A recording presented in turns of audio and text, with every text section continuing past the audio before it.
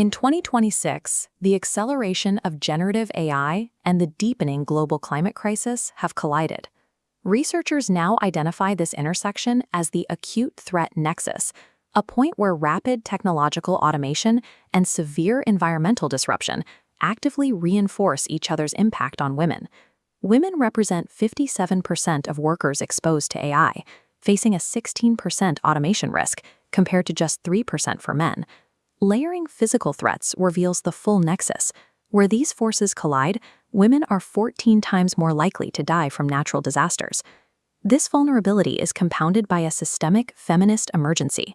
A $60 billion rollback in international aid is effectively gutting the infrastructure women rely on for survival.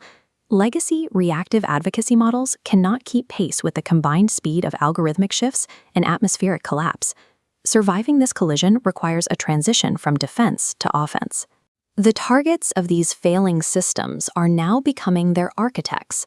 This pivot is defined by technological sovereignty, a strategy where women move from being the laborers of the AI revolution to its primary governors. An upskilling paradox is visible.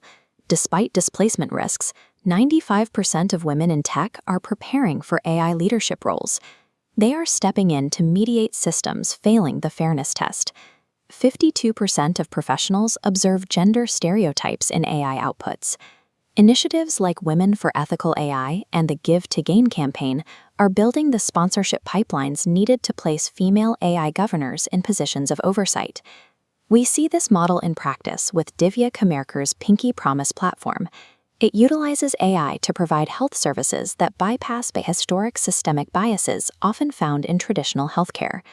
To prevent the automation of the past, women must be the ones writing the code for the future.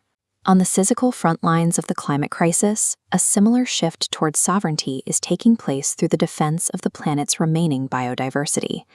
This is participatory conservation, a model where local and indigenous women lead the decision-making process for land and resource management. In 2026, Rolex laureate Rosa Vázquez Espinosa demonstrated the impact of this approach.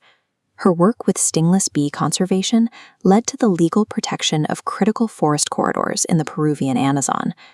In the looser ecosystem, Farwiza Farhan organized community-led monitoring that protects the last habitat where elephants, tigers, and orangutans coexist. These defenders are supported by flexible funding systems like the RFLD, which uses mobile money to deliver emergency capital in under 72 hours. These results show that environmental stability is directly tied to female agency.